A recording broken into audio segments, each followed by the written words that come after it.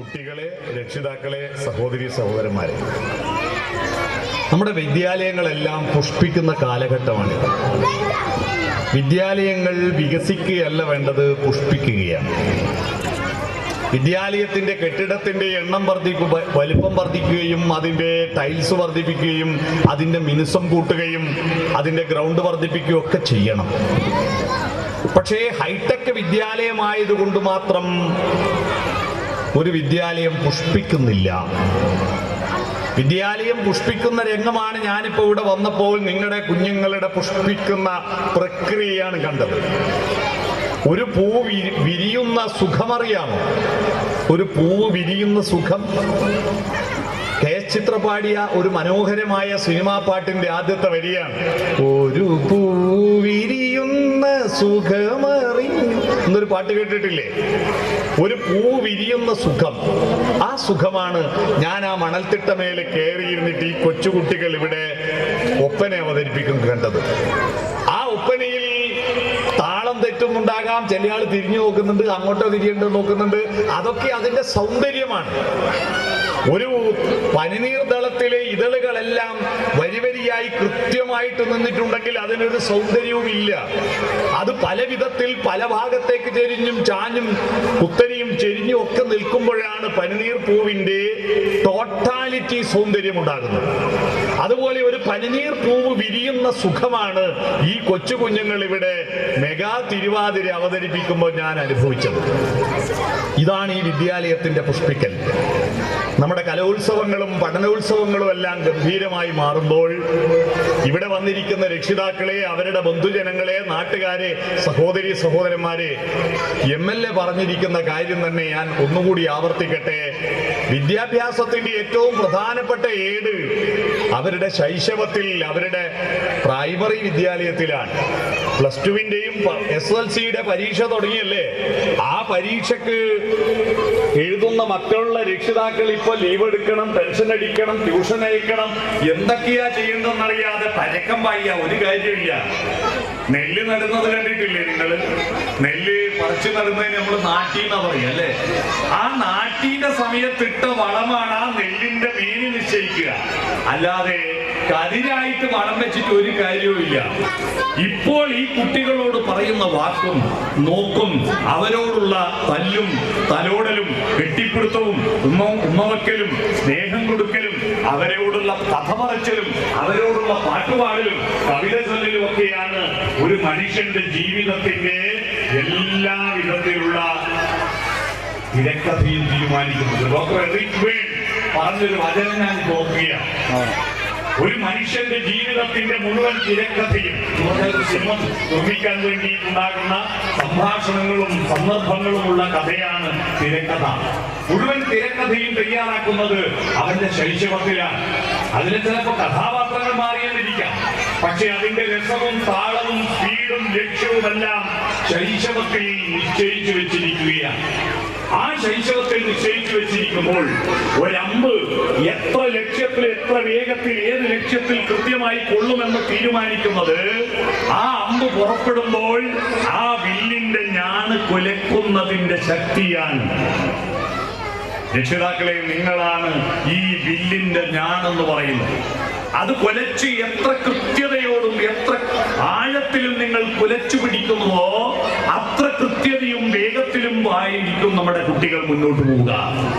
ഈ കൊലക്കല് അസംബന്ധമാണെങ്കിൽ, അത് കൃത്യമല്ലെങ്കിൽ അമ്പ് പല സ്ഥലത്ത് പോയി വഴിതെറ്റി പലയിടങ്ങളിൽ കൊള്ളുന്നതായിരിക്കും.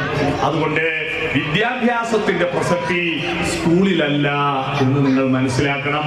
സ്കൂളിൽ അധ്യാപകനും വിദ്യാർത്ഥിയും തമ്മിലുള്ള ഏർപ്പാടല്ല വിദ്യാഭ്യാസം. വിദ്യാഭ്യാസം ഒരു ത്രിവേണി സംഗമമാണ്. എന്താ ത്രിവേണി? 3 പുഴകൾ ഒരുമിച്ചു ചേരുന്ന സ്ഥലത്തെയാണ് ത്രിവേണി സംഗമം എന്ന് പറയുക. അധ്യാപകനും വിദ്യാർത്ഥിയും രക്ഷിതാവും ചേരുന്ന ഒരു പ്രക്രിയയാണ് വിദ്യാഭ്യാസം. തിരിച്ചറിയണം. സ്കൂളിൽ മാഷം മുമ്പിൽ കുട്ടി 6 മണിക്കൂറല്ലേ ഇരിക്കുന്നുള്ളൂ. ബാക്കി 18 മണിക്കൂറും കുട്ടി നിങ്ങളെ വീട്ടിലല്ലേ, പുരക്കല്ലേ. അവിടെ നിന്നുള്ള നിങ്ങളുടെ വാക്കും നിങ്ങളുടെ നോക്കും ഒക്കെയാണ് കുട്ടിയുടെ വളർച്ചയുടെ ലക്ഷണം എന്ന് പറയുന്നത്.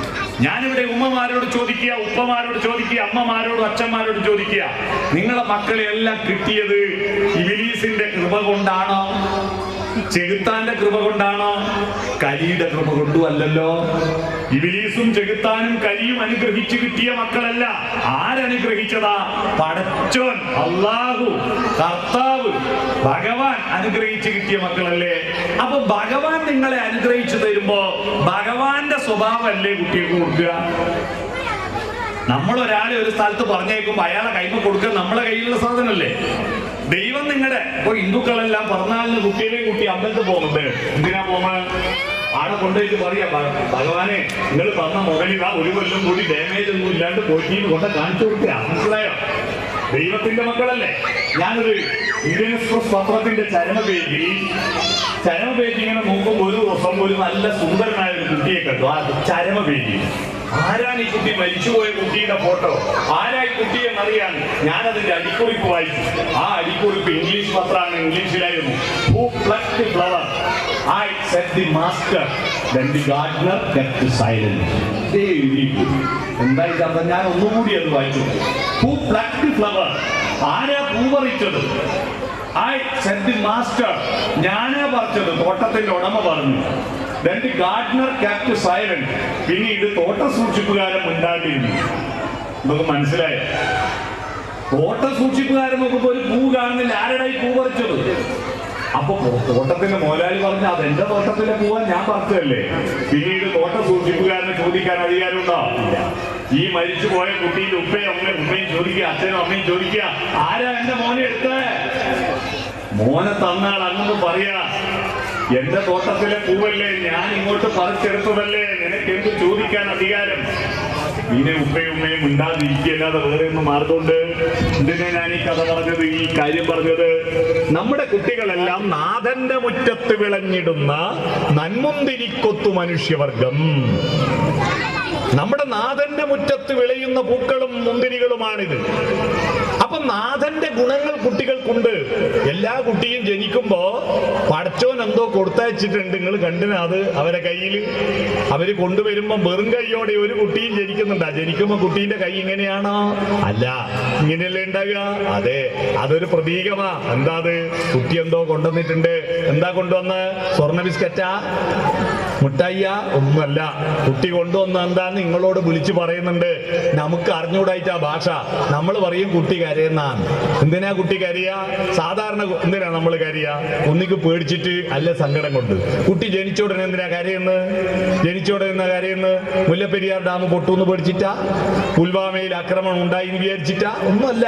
കുട്ടി ജനിച്ചോടനെ കരയുന്നതല്ല, നമ്മളോട് വിളിച്ചു പറയുന്ന, ഉപ്പാ, ഉമ്മ, അച്ഛാ, അമ്മേ, പഞ്ചായത്ത് മെമ്പറെ, ഓടിവാ, ഞാനിതാ പാട്ടുപാടാനുള്ള കണ്ഠം കൊണ്ടുവന്നിരിക്കുന്നു, ചിത്രം വരയ്ക്കാനും കവിത എഴുതാനുള്ള വിരലുകൾ കൊണ്ടുവന്നിരിക്കുന്നു, സ്നേഹിക്കാനുള്ള ഹൃദയം കൊണ്ടുവന്നിരിക്കുന്നു, ചിന്തിക്കാനുള്ള തലച്ചോറ് കൊണ്ടുവന്നിരിക്കുന്നു, അധ്വാനിക്കാനുള്ള കൈകൾ കൊണ്ടുവന്നിരിക്കുന്നു, നൃത്തം ചെയ്യാനുള്ള കാലുകൾ കൊണ്ടുവന്നിരിക്കുന്നു. ആരു വാങ്ങും ഇന്നാരാമത്തിന്റെ രോമാഞ്ചം. അതാണ് നിങ്ങൾ നേരത്തെ വാങ്ങിയത്. ഈ കുട്ടികൾ നടത്തിയ ഒപ്പനയിലെ മെഗാ ഒപ്പന, ആ ഒപ്പനയെ കൺകുളിർക്കെ ഏറ്റുവാങ്ങുകയായിരുന്നു രക്ഷിതാക്കൾ. വട്ടമിട്ടിട്ട് അതിൽ ശ്രദ്ധിച്ചിരുന്നിട്ട്, അതിൽ സിനിമാ തിയേറ്ററുകളിലോ ടിവിയിലോ കാണുന്ന ഹൈടെക് സംവിധാനത്തോടു കൂടിയുള്ള ചടുല നൃത്തമൊന്നുമല്ല. പക്ഷെ നമ്മുടെ കൊച്ചു കുഞ്ഞുങ്ങളുടെ നിഷ്കളങ്കമായ ആ പുഷ്പത്തിന്റെ ബ്ലോസമിംഗ് ആയിരുന്നു. കസാൻഡസാക്കിസ് എന്ന് പറയുന്ന ലോക പ്രശസ്തനായിരിക്കുന്ന ഒരു സാഹിത്യകാരന്റെ ഒരു വരി എന്റെ ഹൃദയത്തിൽ തട്ടിയത് ഞാൻ പറയാം. I asked to almond tree, sister please say about God, then the almond tree blossomed എന്നാണ്. മലയാളത്തിൽ ഞാൻ ആൽമോണ്ട് വൃക്ഷത്തോട് ചോദിച്ചു. ആൽമോണ്ട് വൃക്ഷം എന്ന് പറഞ്ഞാൽ നമ്മുടെ കൊന്നമരം പോലുള്ള ഒരു മരമാണ്. ഞാൻ ആൽമോണ്ട് വൃക്ഷത്തോട് ചോദിച്ചു, സോദരി, ദൈവത്തെക്കുറിച്ച് നീ എന്നോട് സംസാരിക്കൂ. അപ്പോൾ ആൽമോണ്ട് വൃക്ഷം പുഷ്പിച്ചു. ദൈവം സൗന്ദര്യമായി പുഷ്പമായി നമ്മുടെ മുന്നിലേക്ക് വരികയാണ്. അതാണ് കുട്ടികൾ. പ്രകൃതിയുടെ ഭൂമിദേവിയുടെ ആഭരണങ്ങൾ എന്താണെന്ന് കേട്ടിട്ടുണ്ടോ നിങ്ങൾ? ഭൂമിദേവിയുടെ ആഭരണങ്ങൾ പുലരിയും പൂവും പൈതലിന്റെ ചിരിയുമാണ്. പുഞ്ചിരിയുമാണ്. പ്രഭാതവും പൂക്കളും കുഞ്ഞുങ്ങളുടെ പുഞ്ചിരിയുമാണ് ഭൂമിദേവിയുടെ ആഭരണങ്ങൾ. കേട്ടിട്ടുണ്ടോ? പിഞ്ചു ഹൃദയം ദേവാലയം മണിക്കൊഞ്ചല കോവിൽ മണിനാദം പുലരിയും പൂവും പൈതലിൻ ചിരിയും ഭൂമിദേവി തന്നാഭരണങ്ങൾ എന്നൊരു പാട്ടുണ്ട്. ഈ ആഭരണങ്ങളെ, ഈ സുന്ദരമായ ആഭരണങ്ങളെ നിങ്ങളുടെ കയ്യിലേക്ക് വന്നിട്ട് പടച്ചോന്റെ ഗുണമായി വന്നിട്ട് പിന്നീട് ഈ കുട്ടികള് ഇബിലീസും ചെകുത്താനും കലിയാകുന്നുണ്ട്. ആരാ ഉത്തരവാദി? ഗൗരവതരമായി നമ്മൾ പരിശോധിക്കണം. സ്കൂൾ പറഞ്ഞേച്ചത് കൊണ്ട് എല്ലാമായോ? സ്കൂളിൽ ഏതെങ്കിലും മാഷ് കുട്ടീനെ തോന്നിയാസാവാൻ പഠിപ്പിക്കുന്നുണ്ടോ? ഏതെങ്കിലും പാഠപുസ്തകം തോന്നിയാസിയാവാൻ പഠിപ്പിക്കുന്നുണ്ടോ? എന്നിട്ടും എന്റെ ഹൈടെക് ആയതുകൊണ്ട് മാത്രമല്ല, ഹൈടെക് ആവണം. ഇന്നത്തെ കാലഘട്ടത്തിൽ നമ്മുടെ വീടെല്ലാം നല്ല മിനുസം, നമ്മുടെ വീട്ടിലെല്ലാം അടിപൊളി സംവിധാനം. പക്ഷെ നമ്മുടെ സംസ്കാരത്തിന്റെ ഉറവിടമായ സ്കൂൾ പണ്ടത്തെ മട്ടിൽ ആയിരിക്കുമ്പോ അതൊരു ബാലൻസ്ഡ് ആയ വികാസമല്ല. നമുക്ക് കിടന്നുറങ്ങാൻ, നമ്മുടെ ശരീരം വളർത്താനുള്ളത്, ശരീരത്തിന് ഭക്ഷണം കഴിക്കാനും ശരീരത്തിന് കിടന്നുറങ്ങാനും ശരീരത്തിന് വിസർജിക്കുവാനുള്ള വീട് ഹൈടെക്. പക്ഷെ മനസ്സിന് വികസിക്കാനുള്ള സ്കൂള് പണ്ടത്തെ ആല. ഒരു പരിഷ്കൃത സമൂഹത്തിന് പറ്റൂല. നമ്മൾ ശരീരമല്ലല്ലോ വളർത്തണ്ടേ, ആണോ? മനുഷ്യന്റെ ശരീരം കൊണ്ടാണോ നമ്മൾ മഹാനായത്? ശരീരം കൊണ്ടാണെങ്കിൽ ഈ തെരഞ്ഞെടുപ്പിൽ പ്രധാനമന്ത്രിയെ തെരഞ്ഞെടുക്കുമ്പോ നരേന്ദ്രമോദിയും രാഹുൽ ഗാന്ധിനെയും ഒന്നും തെരഞ്ഞെടുക്കാൻ പറ്റൂല. ആരെയാണെന്നറിയോ? ഗുരുവായൂർ ചന്ദ്രശേഖരനെ തെരഞ്ഞെടുക്കേണ്ടി വരും. അതാരാണ്? ഇന്ത്യയിൽ ഏറ്റവും വലിപ്പമുള്ള ആന. ശരീരം നോക്കിയിട്ടാണെങ്കിൽ ആനനെ തെരഞ്ഞെടുക്കണ്ടേ? അതിന്റെ എത്ര വലിപ്പമുണ്ട് നമുക്ക്. പക്ഷേ ശരീരമല്ലല്ലോ. മഹാത്മാഗാന്ധിയെ ഇന്ത്യയുടെ രാഷ്ട്രപിതാവാക്കിയത് അദ്ദേഹത്തിന്റെ ഹെയർ സ്റ്റൈല് കണ്ടിട്ടാണ്, അദ്ദേഹത്തിന്റെ ബോഡി ഷേപ്പ് കണ്ടിട്ടാണ്, അദ്ദേഹത്തിന്റെ സിക്സ് പാക്ക് കുടല് കണ്ടിട്ടാണ്, അദ്ദേഹത്തിന്റെ ഡ്രസ്സ് കണ്ടിട്ടും അല്ലല്ലോ. ഗാന്ധിയെ ഗാന്ധിയാക്കിയത് മോഹൻദാസ് കരംചന്ദ് ഗാന്ധി എന്ന വാക്കിന്റെ അർത്ഥം അറിയുമോ? കർമ്മചിന്ത ഗാന്ധിയ. കർമ്മവും ചിന്തയും ചാലിച്ചു ചേർത്തവനാണ് ഗാന്ധി. അതുകൊണ്ടാണ് അദ്ദേഹം മഹാനായത്. അദ്ദേഹത്തിന്റെ ഉള്ളു ഗംഭീരായിരുന്നു, പുറം മോശ. പുറം അത്ര സ്റ്റൈലൊന്നുമില്ല, മൊട്ട തലയാ. പക്ഷെ ആ മൊട്ട തലയുടെ ഉള്ളിൽ അദ്ദേഹത്തിന്റെ സ്വഭാവത്തിന്റെ മിനുസം ഉണ്ടായിരുന്നു, സ്വഭാവത്തിന്റെ മിനുസം ഉണ്ടായിരുന്നു. നമുക്കോ നമ്മുടെ വീടുകളെല്ലാം നല്ല മിനുസാ, പക്ഷെ സ്വഭാവം പരിക്കന. പണ്ടത്തെ വീടുകളെല്ലാം പരിക്കനായിരുന്നു, ചാണകം മെഴുകിയ നിലമായിരുന്നു, പക്ഷെ ഉള്ളിൽ മിനുസം ഉണ്ടായിരുന്നു. ആ മിനുസം ഉണ്ടാക്കാനാണ് പഠിപ്പ് കേട്ടോ. ശരീരത്തെ വളർത്താനല്ല. ശരീരത്തെ വളർത്താനാണെങ്കിൽ മക്കളെ പോറ്റിയ, മനുഷ്യക്കുട്ടികളെ പോറ്റിയ നഷ്ടാണ്, നഷ്ടക്കച്ചവടാ. ഞാൻ തെളിയിച്ചു തരാം. പശുവിനെ പോറ്റിയാൽ അതിനെ കറന്നു വിൽക്കാലോ? നിങ്ങളെ മക്കളെ ആരെങ്കിലും കറന്നു വിൽക്കാൻ പറ്റുമോ? ഇല്ല. ആട്ടിനെ പോറ്റിയ ഇറച്ചി വിൽക്കാലോ? നിങ്ങളെ മക്കളെ ഇറച്ചി വിൽക്കാൻ പറ്റുമോ? എടാ, ബക്രീദിനും പെരുന്നാളിനും ഓണത്തിനൊന്നും മര്യാദയ്ക്ക് ഇറച്ചി കിട്ടിയില്ല മോനെ, ഒന്ന് കുമ്പിട്ട് കിടന്നാട്ടെ, ചന്തിമൊന്ന് ലേശം അരിയട്ടെ എന്ന് പറയാൻ പറ്റുമോ? ഇല്ല. ശരീരത്തെ പോറ്റിയിട്ട് കാര്യമില്ല അല്ലേ? കോയിനെ പോറ്റിയ മുട്ട വിൽക്കുക. നമ്മളെ മക്കൾ ആരും മുട്ട ഇടുക ഇല്ല. പിന്നെ എന്താ പോറ്റേണ്ടത്, എന്താ വളർത്തേണ്ടത്? ഭക്ഷണം കൊടുക്കുക, വസ്ത്രം കൊടുക്കുക, കിടന്നുറങ്ങാനുള്ള കട്ടിലും കിടക്കുകയും വീടും ഉണ്ടായി കൊടുക്കുക, വിസർജിക്കാനുള്ള ടോയ്ലറ്റ് ഉണ്ടായി കൊടുക്കുക.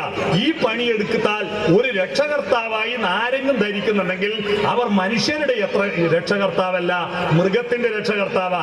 കാരണം നമ്മുടെ കുട്ടികളുടെ മൃഗശരീരമാണ് നിങ്ങൾ പോറ്റുന്നത്. ശരീരം നമ്മുടെ മൃഗത്തിന്റെ അല്ലേ?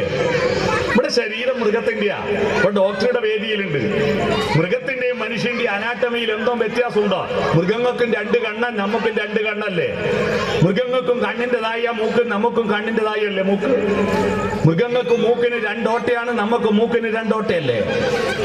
മൃഗങ്ങൾ മൂക്കിലൂടെ ശ്വസിക്കുന്ന ഓക്സിജനാ, പുറത്തേക്ക് വിടുന്ന കാർബൺ ഡൈ ഓക്സൈഡാ. നമ്മളൊക്കെ അത് മാറ്റാൻ പറ്റുമോ? ഇന്ത്യൻ പ്രധാനമന്ത്രി പത്രസമ്മേളനം നടത്തി രാത്രി 8 മണിക്ക് പറയാ, മേരി പ്യാരി ദേശവാസിയോ, ഗോരഖ്പൂരിൽ ഓക്സിജൻ കിട്ടാതെ കുറെ കുട്ടികൾ മരിച്ചുപോയി, അതുകൊണ്ട് ഓക്സിജന് ഒരു പാഠം പഠിപ്പിക്കണം. നമ്മൾ ഇന്ത്യയിലെ 130 കോടി ആളുകളും ഇന്ന് അർദ്ധരാത്രി മുതൽ ഓക്സിജന് പകരം ഹൈഡ്രജൻ ആയിരിക്കണം ശ്വസിക്കേണ്ടത്. എല്ലാവരും മെഡിക്കൽ കോളേജിൽ പോയി ക്യൂ നിന്നിട്ട് മൂക്കിന്റെയും ഹൃദയത്തെയും ശ്വാസകോശത്തിന്റെയും സോഫ്റ്റ്വെയർ മാറ്റിക്കൊള്ളും എന്ന് പറഞ്ഞാൽ നടക്കുമോ? ഇല്ല. അത് മൃഗത്തിനും ഓക്സിജനാ, നമുക്കും ഓക്സിജനാ. മൃഗത്തിനും ചോരക്ക് നിറം ചോപ്പാ, നമുക്കും ചോരക്ക് നിറം ചോപ്പാ. എല്ലാം കണക്കല്ലേ? എന്താ കണക്ക് എന്ന് പറഞ്ഞാൽ? കണക്കിന്റെ ഹോംവർക്ക് ചെയ്യാത്ത ഒരു ചെക്കനെ മാഷ് വല്ലാതെ ശകാരിച്ചപ്പോ പയ്യൻ മാഷോട് ചോദിച്ചൊരു ചോദ്യ, കണക്കിന്റെ ഡെഫിനിഷൻ എന്താണെന്ന് അറിയാമോ മാഷ്? ഇങ്ങക്ക് മാഷ് കുടുങ്ങിപ്പോയി. കണക്കറിയാം കണക്കറിയാന്നല്ലാണ്ട് കണക്കിന്റെ ഡെഫിനിഷൻ അറിയില്ല. മാപ്പിളൊക്കെ ബെല്ലടിച്ചു. മാഷ് പറഞ്ഞ അടുത്ത പീരീഡ് പറഞ്ഞുതരാം. സ്റ്റാഫ് റൂം പോയിട്ട് സകല മാഷന്മാരോട് ചോദിച്ചു ഈ കണക്ക് എന്ന് പറഞ്ഞാൽ എന്താണെന്നറിയോ? ആർക്കും ഒരാൾക്കും അറിയില്ല. മാഷ് അടുത്ത പീരീഡ് പറഞ്ഞുതരാമെന്നും പറഞ്ഞു പോയി. അടുത്ത പീരീഡ് വന്ന ഉടനെ ഈ ചെക്കൻ ചോദിക്കുന്നതിനിടക്ക് സ്റ്റാൻഡപ്പ് എന്ന് പറഞ്ഞു. എന്നിട്ട് പറഞ്ഞു കണക്ക് എന്ന് പറഞ്ഞാൽ നീ മനസ്സിലാക്കി എന്താന്ന് പറ, തെറ്റുണ്ടെങ്കിൽ ഞാൻ പറഞ്ഞുതരാം. അപ്പൊ ഇവൻ എണീറ്റ് എന്നിട്ട് പറഞ്ഞു മാഷെ കണക്ക് എന്ന് പറഞ്ഞാൽ എന്താന്ന് അറിയോ? നോക്കുമ്പോ ബാക്കി മാഷന്മാർ എത്തി നോക്കുക എന്തെന്നാ കണക്ക് എന്നറിയാം. ഇവൻ പറഞ്ഞു കണക്ക് എന്ന് പറഞ്ഞാല് ഒന്ന് ജാസ്തിയില്ല ഒന്ന് കുറവുമില്ല, കണക്ക അതാ കണക്ക്. അതല്ലേ കണക്ക്? ഒന്ന് ജാസ്തിയില്ല ഒന്ന് കുറവുമില്ല അല്ലേ? കണക്കല്ലേ മനുഷ്യനും മൃഗത്തിന്റെയും കണ്ണിന്റെയും മൂക്കിന്റെയും എന്തെങ്കിലും വ്യത്യാസമുണ്ട്? നമ്മളെ ശരീരവും മൃഗത്തിന്റെ ശരീരവും തമ്മിൽ എന്തെങ്കിലും വ്യത്യാസമുണ്ടോ? അന്നേരം നിങ്ങൾ ചോദിക്കും മൃഗത്തിന് ബാലുണ്ടല്ലോ നമുക്ക് ബാലില്ലല്ലോ അല്ലേ? കുട്ടികൾ അങ്ങനെ കുട്ടികളോടാണ് ഇപ്പൊ പറയും. മൃഗത്തിന് കൊമ്പുണ്ടല്ലോ നമുക്ക് കൊമ്പില്ലല്ലോ. മൃഗത്തിന് 4 കാലിലേ നമുക്ക് 2 കാലിലേ ഉള്ളൂ. ഇതെല്ലാവരും പറയാ ഇത് 3 തെറ്റാട്ടാ. അങ്ങനെ വ്യത്യാസമൊന്നും ഇല്ല. കൊമ്പ് എല്ലാ മൃഗത്തിനും ഇല്ലല്ലോ. കൊമ്പുള്ള മൃഗമുണ്ട് കൊമ്പില്ലാത്ത മൃഗമുണ്ട്. അതിൽപ്പെട്ട് നമ്മൾ കൊമ്പില്ലാത്തതിന് മനസ്സിലായോ? എല്ലാ മൃഗത്തിനും ബാലുണ്ടോ? ചിമ്പൻസി, ഒറാങ്കുട്ട, ഗൊറില്ല ഇതിനൊന്നും ബാലില്ല. അതിന്റെ ലേറ്റസ്റ്റ് വേർഷനാണ് നമ്മള്. അതുകൊണ്ട് നമുക്ക് ബാലില്ലാത്ത. മനസ്സിലായോ? ബാലില്ലാത്ത കൊണ്ട് ചിമ്പൻസിനെയും ഒറാങ്കുട്ടനെയും മനുഷ്യന് സ്കൂൾ കൊണ്ട് ചേർക്കലില്ല ഇല്ല. പിന്നെ കാല് ഇവിടെ ഇരിക്കുന്ന ഏതെങ്കിലും കുട്ടി ആദ്യം തന്നെ 2 കാലുമേൽ നടന്നിട്ടുണ്ടെങ്കിൽ ഇപ്പൊ 2000 രൂപ തരും. ആദ്യം 2 കാലിൽ നടന്ന ആരും കൊണ്ടാ? നമ്മളെല്ലാം എത്ര കാലുമേൽ ആദ്യം നടന്ന 4 കാലുമ തന്നെയാ. നമുക്ക് 4 പിന്നെ ജംബോ സർക്കസിലെ ആന 2 കാല് പൊന്തിച്ച് കൈയാക്കിയ പോലെ നമ്മൾ പല കുറി വീഴുമ്പോൾ നടക്കാൻ പഠിക്കും, പലവട്ടം കരയുമ്പോൾ ചിരിക്കാൻ പഠിച്ചതാ. നമുക്ക് 4 കാല. നിങ്ങളിരിക്കുന്ന കസേരക്ക് 4 കാല, മേശക്ക് 4 കാല, ബെഞ്ചിന് 4 കാല. കാലിന് കാലിന്ന് പേര് വന്നു തന്നെ 4 കൊണ്ടാ. കാരണം 4 മൂലക്കും കാല് വേണ്ടേ? അപ്പൊ കാല് 4 മിനിമ. ഒരു കാല് എന്ന് പറഞ്ഞാൽ 4 4 1 കണക്കിന്റെ മാഷ് പഠിപ്പിച്ച് 1/4 എന്നല്ലേ? 1/4 അല്ലേ കാല് എന്ന് പറയാ. കാലിന് കാലിന്ന് പേര് വന്ന 1/4 കൊണ്ടാ. മനസ്സിലായോ? കാലും കാലും കൂട്ടിയാലല്ലേ അരാന്ന് പഠിച്ചേ. ഇത് എന്റെ ഒരു കാല് കൂട്ടണം മറ്റേ കാല് സമയം ഇതല്ലേ അര. അരക്കാരാന്ന് പേര് വന്ന 2 കാലൂടെ ചേരുന്നുണ്ട് കേട്ടാ. ഓരോ വാക്കും വന്നതിനൊരു കാരണമുണ്ട്. ദോശക്ക് ദോശ എന്ന് പേര് വന്ന് ദോ എന്ന് പറഞ്ഞാൽ ഹിന്ദിയിൽ 2 അല്ലേ? തട്ടുമ്മൽ വയ്ക്കുമ്പോ നൊച്ചയുണ്ടാവും, മറിച്ചിടുമ്പോ നൊച്ചയുണ്ടാവും. 2 തവണ അതാ ദോഷ് എന്ന് പറയുന്നത് കേട്ടാ.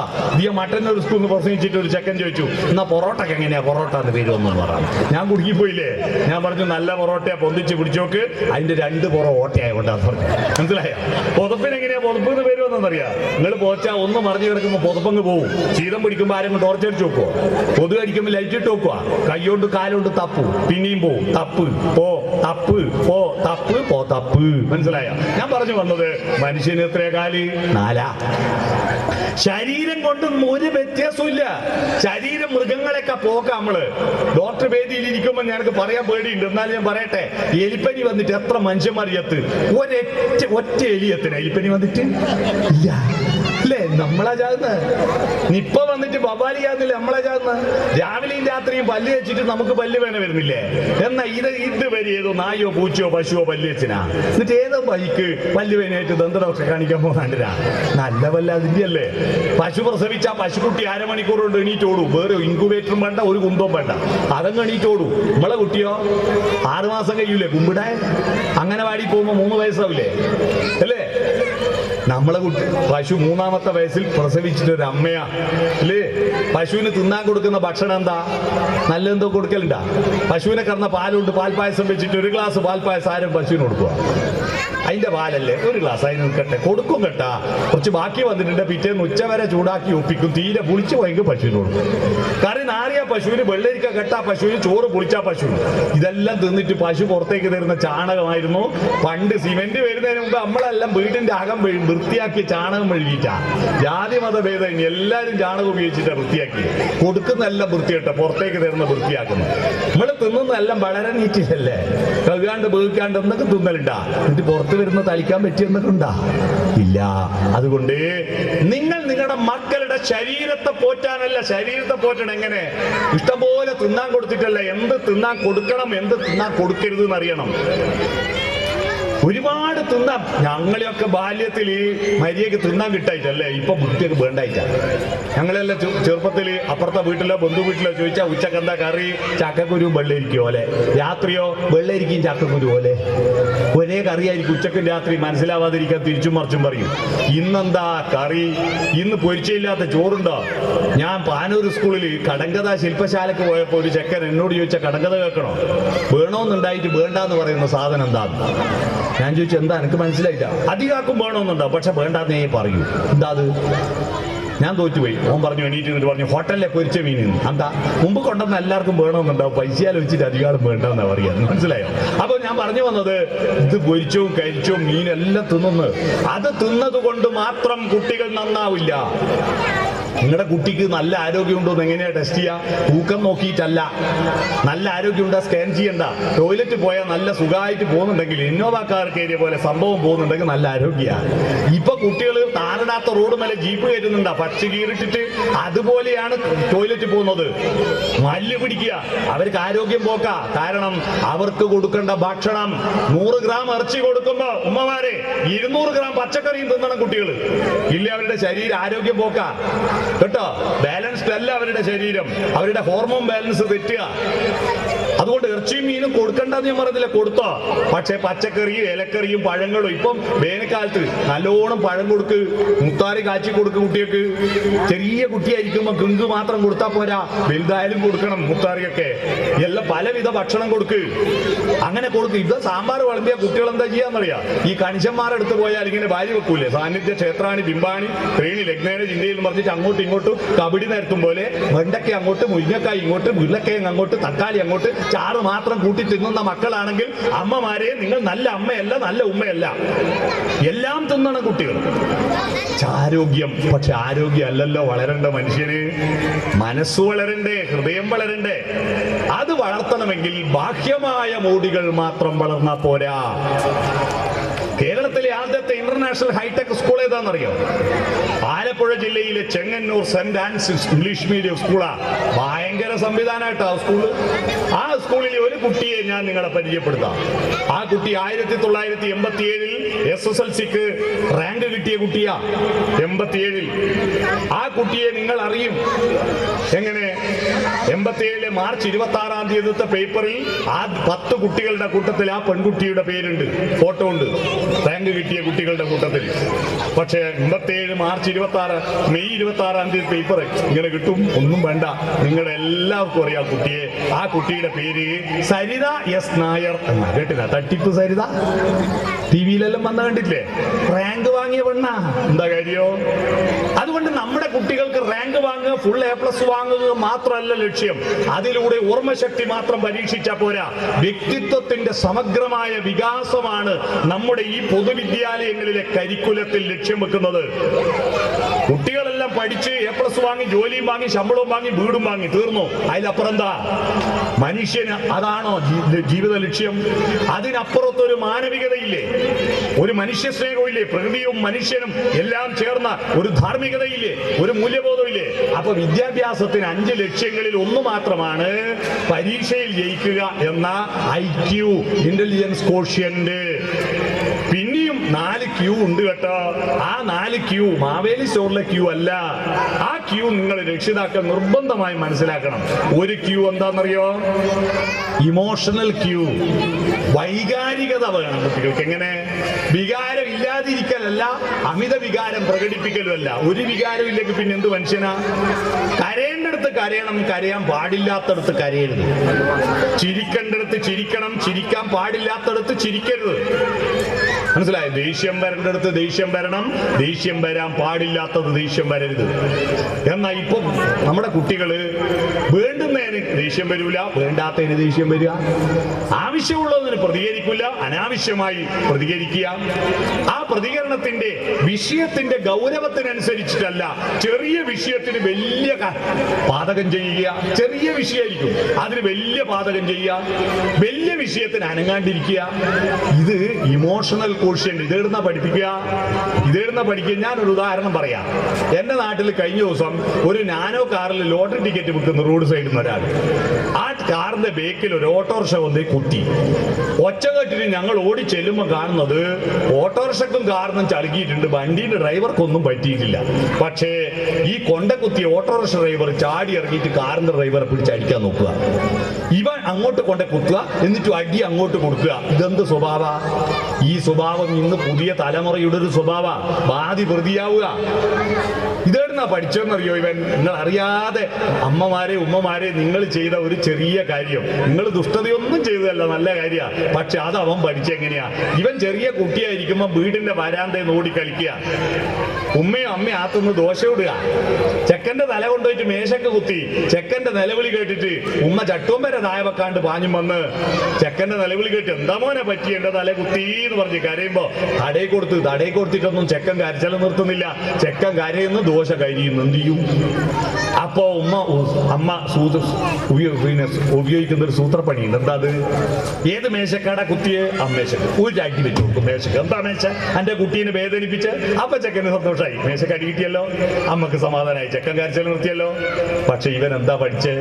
ഇവൻ ഉറപ്പാ മേശ ഇങ്ങോട്ട് വന്ന് കുത്തിയിട്ടില്ല, ഞാൻ അങ്ങോട്ട് പോയി കുത്തിയതാ, എന്നാലും അടി അങ്ങോട്ടാ കൊടുക്കേണ്ടത്. ഞാൻ അങ്ങോട്ട് പോയി കുത്തിയാലും അങ്ങോട്ട് അടി കൊടുക്കണമെന്ന് അമ്മ പഠിപ്പിച്ച ചെറിയ വിഷയ. അതിൽ ഞാൻ ഇങ്ങനെ ഒരുപാട് സമയം ഒരുപാട് ആളുകളുടെ സംസാരിക്കാനുള്ളത് കൊണ്ട് നിങ്ങളുടെ കുട്ടി കാണിക്കുന്ന ഓരോ സ്വഭാവ വൈകൃതവും എന്താണ് അതിന്റെ കാരണമെന്ന് ഞാൻ പറഞ്ഞു കൊടുക്കും. നിങ്ങൾ രക്ഷിതാക്കളുടെ മീറ്റിംഗ് വിളിച്ച 2.5-3 മണിക്കൂർ നേരം ഓരോ കുട്ടിയുടെ സ്വഭാവ വൈകൃതത്തിന്റെ കാരണവും ഞാൻ വിശകലനം ചെയ്തിട്ട് ഉമ്മമാർക്കും അമ്മമാർക്കും പറഞ്ഞു കൊടുക്കാറുണ്ട്. കുട്ടിയുടെ സ്വഭാവത്തിന്റെ ദോഷ്യം കുട്ടിയുടെ സ്വഭാവ ദോഷിയല്ല. കുട്ടിക്ക് ഇനി അങ്ങനെ കുട്ടി തോന്നിയാസമൊന്നും പഠിച്ചല്ല, നമ്മളിൽ നിന്ന് കിട്ടിയതാ.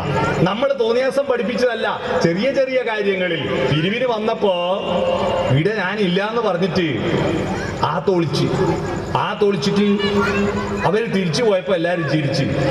ആ കുട്ടി വലുതായപ്പോ സ്കൂളിൽ നിന്ന് പരീക്ഷ എഴുതാതിരിക്കാൻ അങ്ങ് പോവാൻ ഇങ്ങ് പോവാൻ സ്ഥിരം കളവ് പറഞ്ഞിട്ട് ടീച്ചർ കുട്ടീൻ്റെ അമ്മയോനെ വിളിച്ചിട്ട് പറഞ്ഞു, ഇവള് ഭയങ്കര കളത്തി. എന്തൊരു കളവ് പറയല? കുട്ടീനെ വീട്ടിൽ കൊണ്ടുവന്നിട്ട് ചോദിച്ചു, നീ എന്തിനാ ഇങ്ങനെ കളവ് പറയുന്നത്? അത് തമാശ പറയുന്നല്ലേ? തമാശയാ? കളവ് തമാശയാ? ആ, അന്ന് അച്ഛനിടെ ഇല്ല എന്ന് പറഞ്ഞിട്ട് അവര് പോയാലോ നമ്മളെല്ലാം ചിരിച്ചിട്ടില്ലേ? പിന്നെ അത് തമാശയല്ലേ? ഒരു 50 ഉറുപ്പ്യ പിരിവ് കൊടുക്കാതിരിക്കാൻ വേണ്ടി മോളെ കള്ളത്തിയാക്കുന്ന അച്ഛനും അമ്മയും ഉപ്പയും ഉമ്മയല്ലേ?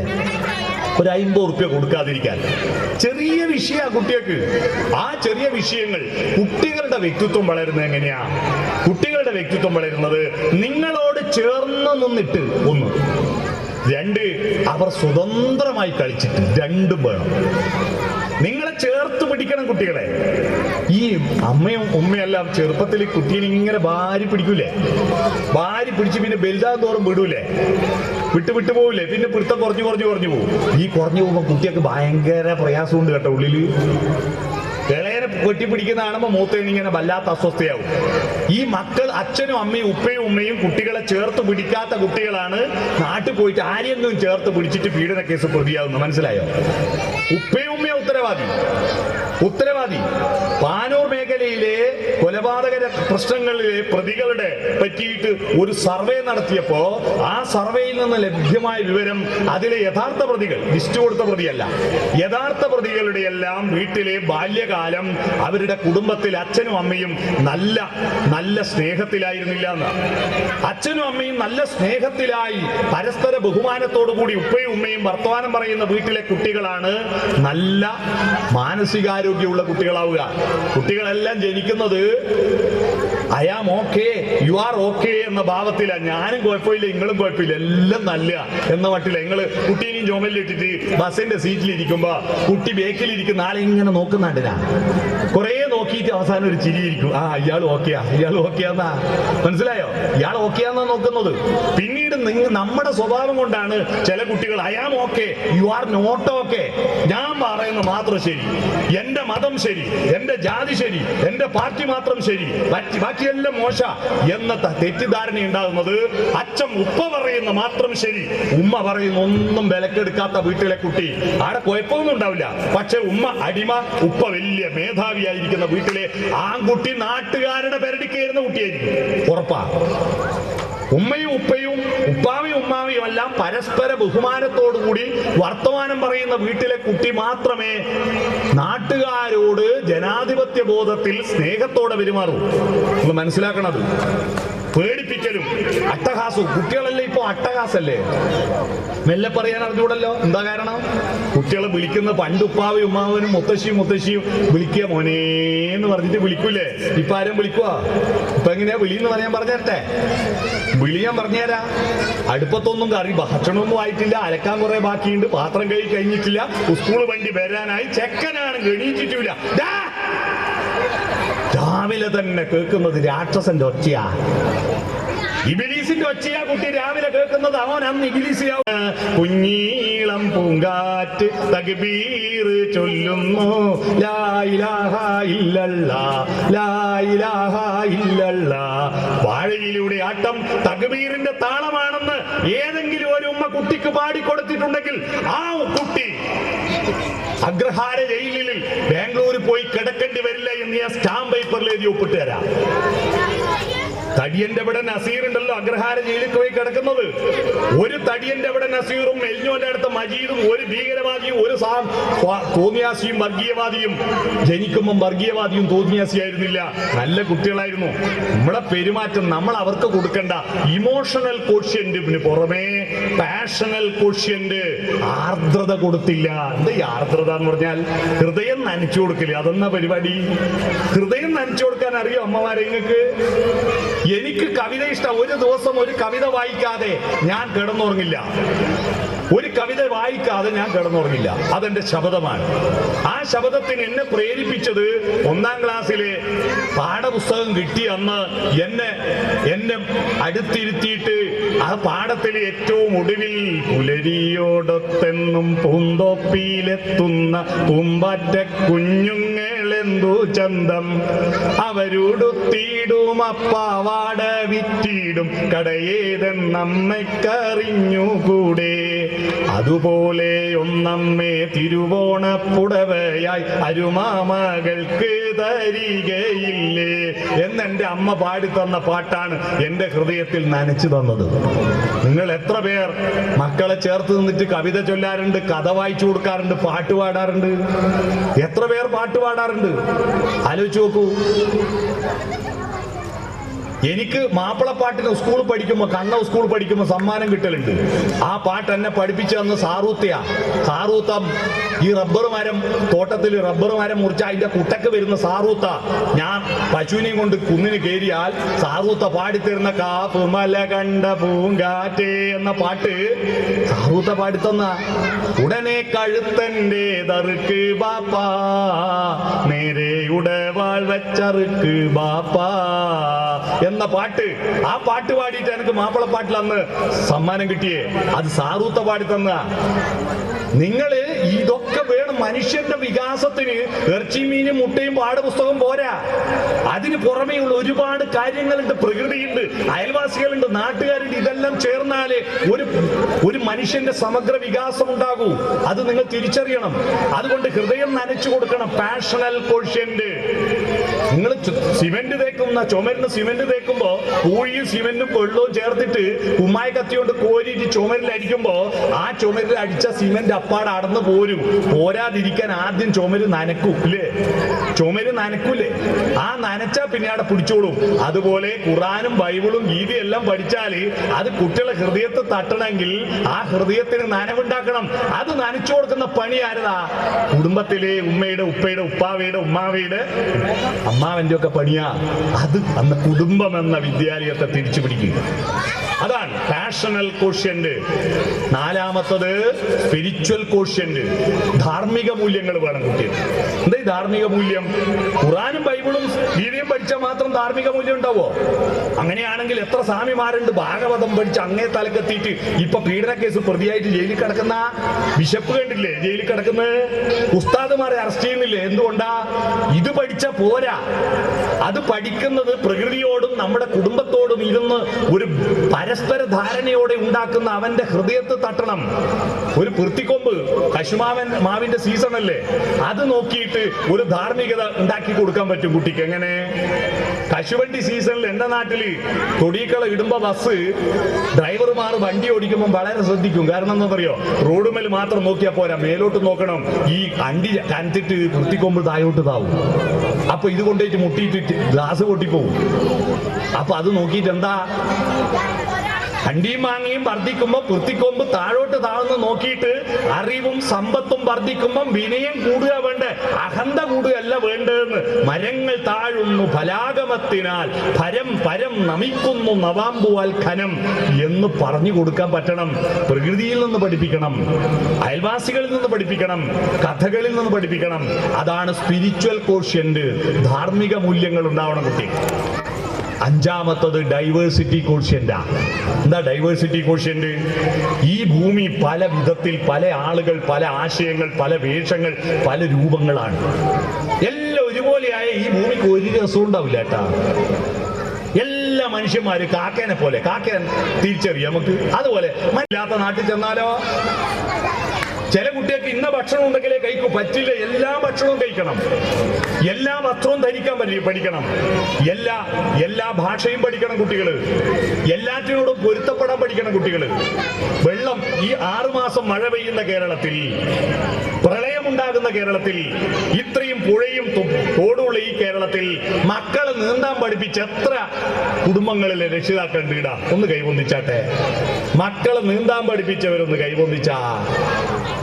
ഒന്ന് പൊന്തിക്ക് കൈയല്ലേ, വേറെ ഒന്നും പൊന്തിക്കാൻ പറയുന്നില്ലല്ലേ, കൈ പൊന്തിക്കാനാ പറഞ്ഞത് അല്ലേ? ആകെ 5-10 ആളെ പഠിപ്പിച്ചിട്ടു. ഞാൻ ചോദിക്കട്ടെ, നിങ്ങൾ മക്കളെല്ലാം ഭയങ്കര പഠിച്ച് ഭയങ്കര ഡിഗ്രി എല്ലാം വാങ്ങി അങ്ങ് സാൻ ഫ്രാൻസിസ്കോയിലും ദുബായിലൊക്കെ ഭയങ്കര ജോലിയായി കോടിക്കണക്കിന് രൂപ വെസ്റ്റേൺ യൂണിയനിലൂടെ നാട്ടിലയച്ച് ഉപ്പാനെയും ഉമ്മാനെയും അച്ഛനെയും അമ്മേനെയും കാണാൻ വരുമ്പോ വീട്ടിന്റെ മുമ്പിലെ തോട്ടിൽ ഒലിച്ചു പോയി കാര്യമുണ്ടോ? ഇല്ല. നീന്തം പഠിക്കാതെ പിന്നെ എന്ത് രക്ഷകർത്താവാ? മക്കളെ നീന്തം പഠിപ്പിക്കാത്ത ഒരാളെ രക്ഷാകർത്താവ് എന്ന് വിളിക്കാൻ പറ്റൂല. ഒരു രക്ഷയുമില്ല. നിങ്ങൾ ചെയ്ത് അരയിൽ ഉറുക്കുന്നൂലും കെട്ടിയ കൊണ്ടൊന്നും മാത്രം രക്ഷയില്ല കേട്ടാ. വെള്ളത്തിൽ പോയാൽ രക്ഷിക്കണമെങ്കിൽ വെള്ളത്തിൽ നീന്താൻ തന്നെ ഓനെ പഠിപ്പിക്കണം. അതാ ഡൈവേഴ്സിറ്റി കോഷ്യന്റ്. മനസ്സിലായോ? വ്യത്യസ്തതകളോട് പൊരുത്തപ്പെടാൻ പഠിക്കണം കുട്ടികൾ. ഈ 5 കോഷ്യന്റ് ശ്രദ്ധിച്ചോ. ഒന്നുകൂടി ഞാൻ പറയാ. 1 ഇന്റലിജൻസ് കോഷ്യന്റ്, ബുദ്ധിശക്തി. 2 ഇമോഷണൽ കോഷ്യന്റ്, വൈകാരികമായ ബാലൻസ്. 3 പാഷണൽ കോഷ്യന്റ്, ആർദ്രത, അനുഭൂതി, നിർവൃതി, സൗന്ദര്യബോധം. 4 സ്പിരിച്വൽ കോഷ്യന്റ്, മൂല്യബോധം, ധാർമ്മികത. 5 ഡൈവേഴ്സിറ്റി കോഷ്യന്റ്, വ്യത്യസ്തതകളോട് പൊരുത്തപ്പെടാനുള്ള കരുത്ത്. ഇതെല്ലാം വളരുമ്പോൾ മാത്രമേ ഒരു നല്ല മനുഷ്യനുണ്ടാവും. അല്ലാതെ പണം ഉണ്ടാക്കുന്ന യന്ത്രമല്ലല്ലോ നമുക്ക് വേണ്ടത്. അത്തരത്തിൽ നല്ല മനുഷ്യനുണ്ടാകാൻ ഈ കലോത്സവം വേണം, ഈ വാർഷികം വേണം. ഇപ്പൊ കുട്ടികൾ ഇവിടെ അവതരിപ്പിച്ച സ്കിറ്റ് വേണം. ആലോചിക്കട്ടെ, ആ കുഞ്ഞുമക്കൾ ഇവിടെ സ്റ്റേജ് മേൽ വന്നിട്ട് ഒരുത്തൻ ടീച്ചറാന്ന്, ഒരുത്തൻ കഞ്ചാവ് അടിക്കുന്നവനാന്ന്, പല കഥാപാത്രങ്ങളായിട്ട് അഭിനയിച്ചില്ലേ ഇവിടുന്ന്? നിങ്ങൾ കണ്ടില്ലേ? നിങ്ങളോട് വിളിച്ചോക്കട്ടെ, നിങ്ങളൊന്ന് ഇവിടെ വന്നിട്ട് ഒരു ടീച്ചറെ 4 വർത്താനം പറഞ്ഞോക്കട്ടെ. ഇപ്പൊ ആ പറഞ്ഞ തെറ്റിപ്പോയി നല്ല അഭിപ്രായം പറയുന്നുണ്ടാവും. നിങ്ങളോടൊന്ന് പറഞ്ഞു നോക്കട്ടെ, ഒന്ന് സ്റ്റേജ് മേലെ വന്ന് 2 വർത്താനം പറഞ്ഞാട്ടെ. അയ്ബോയ്ശേന്റെ സഞ്ചി തീയിലത്തെ കളി കളിക്കില്ലേ? ഈ എന്നെ വിളിക്കല്ലേ എന്ന് പറഞ്ഞ് ചുളുങ്ങിപ്പോയില്ലേ? കുട്ടികൾ നല്ല ബിഗ് ഷോപ്പർ ബഡി സഞ്ചി പോലെ വന്ന് കേറിയില്ലേ? അയ്ബോയ്ശേന്റെ സഞ്ചിയാ അല്ല, ബിഗ് ഷോപ്പർ ബഡി സഞ്ചി. ധൈര്യത്തിൽ ഒരു പേടിയില്ലാണ്ട് കുട്ടികൾ വർത്താനം പറഞ്ഞില്ലേ? ആ ധൈര്യം ഉണ്ടായി കുട്ടികൾക്ക്. അതാണ് വികാസം. അത്തരത്തിൽ ആ കുട്ടികളുടെ കഴിവുകൾ വളർത്തണം. നിങ്ങളുടെ കുടുംബം ഭക്ഷണം കഴിക്കാനുള്ള ഹോട്ടലല്ല, വസ്ത്രം ധരിക്കുവാനുള്ള ചേഞ്ചിങ് റൂമല്ല, കിടന്നുറങ്ങുവാനുള്ള ലോഡ്ജല്ല, ടോയ്ലറ്റ് വിസർജിക്കുവാനുള്ള ടോയ്ലറ്റ് കോംപ്ലക്സും അല്ല. നിങ്ങളുടെ കുടുംബം, നിങ്ങളുടെ വീട് ഏറ്റവും കുട്ടികളെ ആദ്യം അക്ഷരം പഠിപ്പിച്ച വിദ്യാലയമാണ്, ആദ്യത്തെ സർവകലാശാല. അറിയോ ആരാ അക്ഷരം പഠിപ്പിച്ച? മാഷന്മാരാ അല്ല. ഉമ്മ മടി കിടത്തിയിട്ട് താരാട്ട് പാടുമ്പോ കൈതോലെ പായ വിരിച്ച് പായയിലൊരു പറ നെല്ലു പൊലിച്ച് കാത് കുത്താൻ ഇപ്പൊ വരും നിന്റെ അമ്മാവന്മാര് പൊന്നേന്ന് പാടുമ്പോ മടി കിടന്ന കുട്ടിക്ക് കൈതോലി എന്താണെന്നറിയോ, പായ എന്താണെന്നറിയോ, അമ്മാവനാരെന്നറിയോ? കുട്ടി ഇങ്ങനെ നോക്കുമ്പോ അമ്മേന്റെ ഉമ്മാന്റെ ചുണ്ട് പൂട്ടി തുറക്കുന്നുണ്ട്. കുട്ടിക്ക് എന്തെല്ലോ ഉമ്മയോട് പറയാനുണ്ട്. കുട്ടി ചുണ്ട് പൂട്ടി തുറന്നിട്ട് അമ്മയോട് എന്തോ പറയും. ചുണ്ട് പൂട്ടി തുറന്നാ പറയുന്നത് എന്താ? ചുണ്ട് പൂട്ടി തുറന്നാലാണ് ഉമ്മ.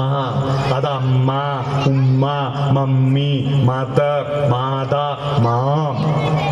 അതാണ് മാ എന്നുള്ള അക്ഷരം കുട്ടി ആദ്യം അമ്മേനെ വിളിക്കുന്ന. പിന്നെയാണ് ഒരു മീശക്കാരൻ വന്നിട്ട് കുട്ടീനെ എടുക്കും. മൂക്കൊന്നും വലിക്കുന്നുണ്ട്, ബാറ്റിന്ന് പോകുന്നുണ്ട്, കെടുക്കില്ല, അല്ലേ കെടുക്കും. കുളിപ്പിച്ച് നീറ്റാക്കി ആണുങ്ങൾ എടുക്കും, ഇല്ലേ പെണ്ണുങ്ങൾക്ക് അല്ലേ?